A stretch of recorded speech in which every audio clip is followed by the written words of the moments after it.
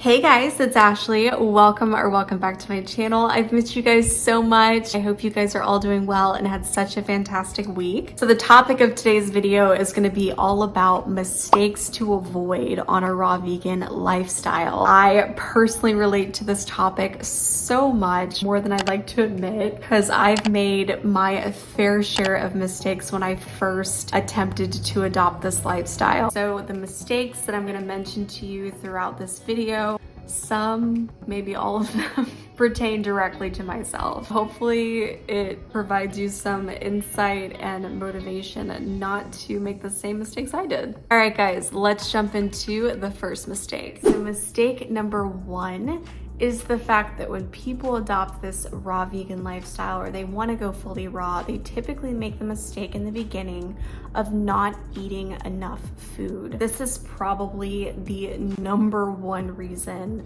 why people typically fail when adopting this lifestyle. It's honestly one of the main reasons that I personally failed when I first initially adopted this lifestyle and quit 3 months in. Y'all, I'm just gonna be honest with you guys. In the beginning, I would have like 2 bananas and think that that was a meal, and then the next meal I would have would be just like this tiny, like small portion size salad with like barely any ingredients in it, and I would just be left feeling so unsatisfied and just not satiated after meals and just wondering why. And it's like, well, duh, Ashley, it's because you're simply not eating enough calories. So I would highly encourage, if you're considering going raw or high raw, is to make sure that you're consuming enough calories in order to sustain your energy levels throughout the day. If you don't eat enough, you'll unfortunately probably end up falling off of the lifestyle like I did in the beginning, or you'll probably also end up feeling very tired and very sluggish after meals. Honestly, you guys, when I first went raw, I would blame the food. I would blame the raw food for the reason why I was feeling so tired all the time. And looking back, it's like, come on, that's ridiculous. It's not the food. It's simply the fact that I wasn't eating enough of the food to sustain myself. I've said this in a previous video and I'll say it again. This lifestyle is truly all about abundance. So eating as many raw fruits and vegetables as your body needs, as your body craves, to make you feel alive, energized, and satisfied. If you're coming from the standard American diet or even a vegetarian diet, you can get a lot more calories in way smaller portion sizes. Whereas if you're primarily consuming just raw foods, it's the complete opposite, right? Since the amount of calories in raw fruits and vegetables is so small, you need to eat more of them. It is absolutely necessary for long-term success and sustainability on this lifestyle. It's actually funny because I get questions all the time on Instagram and TikTok as to why my portion sizes for my salads are so freaking big. Guys, it's because they need to be. I need to eat an adequate amount of calories daily. For myself, I aim to consume generally between 2,000 to 2,500 calories a day. And I think that's pretty adequate for my body and for my activity level. Occasionally I'll come up short on that if I'm being honest, but for the most part, I stay within that range. It may actually be helpful in the beginning when adopting a raw vegan lifestyle to use apps to track your caloric intake. The one that I specifically like to use is called Chronometer. It's such a great app. I highly recommend it. So I don't personally use the app very much anymore like I used to back in the beginning, just because I'm already 1.5 years into this lifestyle and I'm already used to consuming the amount of calories that my body needs without having to track it. But for those of you guys that are starting out,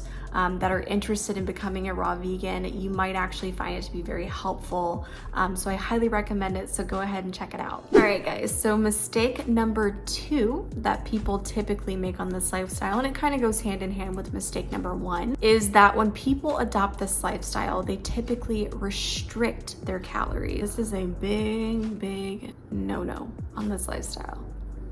don't do it. I find that when people adopt this lifestyle, they do it with a specific purpose to lose weight. And there are a lot of concerns with that, but the biggest concern is that people get caught up in this very restrictive mentality and they feel the need to limit or restrict their calories in order to achieve their weight loss goals. That is not necessary at all. This lifestyle is the most effective weight management system for our bodies. When we eat raw living foods that are naturally high in water content, that are effective at boosting and regulating our metabolism, the weight will come off naturally and likely stay off the longer you keep going on this lifestyle. So there's absolutely no need to be restrictive in your calories whatsoever. As I mentioned previously, the amount of calories in raw food is very, very, very small. And so if you're being restrictive on top of that with your calories, it's going to end in failure on this lifestyle. Like, you're literally gonna be eating barely anything, and that's not sustainable. So eat as much as you want on this lifestyle. Eat in abundance. All right, guys, so my mistake number 3, número 3, is eating too many dehydrated foods and fats, things like oils, nuts, and seeds, and not focusing enough on eating raw fruits and vegetables. During the first couple months that I went raw, I consumed a lot of fats. Like, it was a constant thing, you guys. I loved avocados. I could eat like 3 or 4 of those daily. I would snack on a whole bag of cashews. Like, it was ridiculous. Like, I was addicted to fat. I also enjoyed eating out all of the time. I would often go to a lot of raw vegan restaurants and enjoy all of the delectable gourmet raw vegan cuisine. Not the most healthy. I honestly feel like I did that because it made the transition for myself and going raw a lot easier.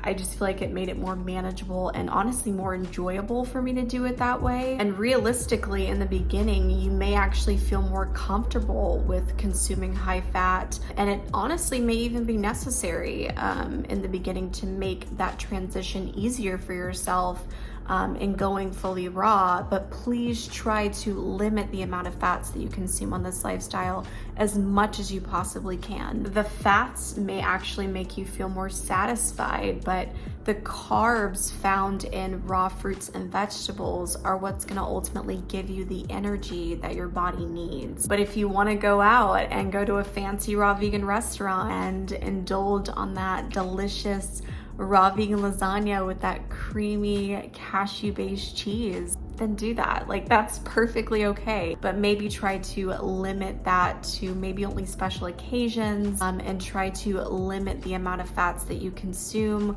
on a raw vegan lifestyle to a minimum. Fats should only constitute a very small percentage of your daily caloric intake on a raw food lifestyle. Generally 10% if you're following the 80-10-10 diet. And I generally follow this ratio on a day-to-day. There's some days where I might have 12 to 15% fat. I'm not perfect, but try to limit the amount of fats that you consume and just focus on eating more simplistic, high carb, low fat meals with a specific emphasis on raw organic fruits and vegetables. Mistake number 4 is just seeing this as a temporary diet and not a lifestyle change, and incorporating all of the aspects that this lifestyle encompasses, like the self-reflection and the self-love piece. This is a lifestyle, so it's not just about the raw living foods you're going to be consuming. That's only one aspect of the lifestyle. So what do those other aspects look like? What does that self-love and self-reflection piece that I was referring to look like? It's about making sure that you're getting sufficient amounts of rest at night, that you're exercising regularly, that you're getting out in the sun sun, soaking in that vitamin D, enjoying nature, loving and caring for and never harming animals. Those other aspects are equally as important as the raw living foods that you're going to be consuming on this lifestyle. So I encourage you to take into account everything that this lifestyle encompasses and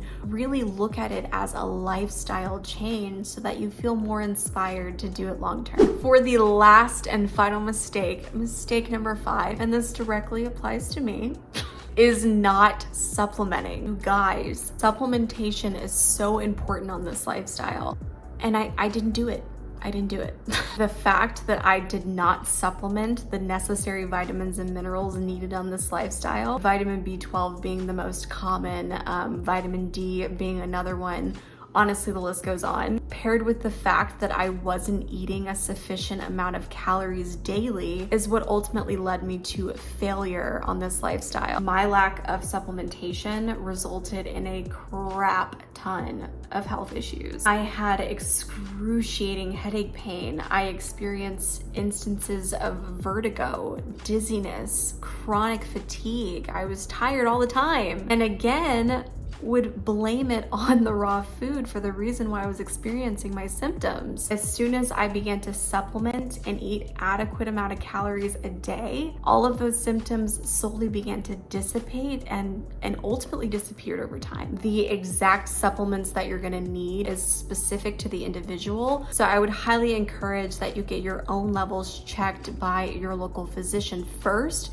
before considering any form of supplementation. Please do your own research and educate yourself in terms of which supplements you're gonna need for long-term sustainability on a raw vegan lifestyle. When people say that the raw vegan lifestyle is not at all sustainable, that is simply not true. However, long-term sustainability does become very difficult if you make the mistakes that I've mentioned throughout this video, that I've personally made myself, of not eating adequate amounts of calories for your own individual unique body's needs, or not supplementing or getting sufficient amounts of exercise and rest, or consuming too many fats over raw fruits and veggies. Don't make these mistakes. Don't make the same mistakes I did, y'all. Like, please don't. And you will thrive off of this lifestyle, I promise. I hope you guys enjoyed this video and found this video helpful in some way, shape, or form. If you did, please give this video a huge thumbs up. Also, feel free to drop me a comment down below. I respond to each and every single one of your comments. And don't forget to subscribe to the channel if you haven't already. I love you guys so much, and I will see you guys in my next video. Bye.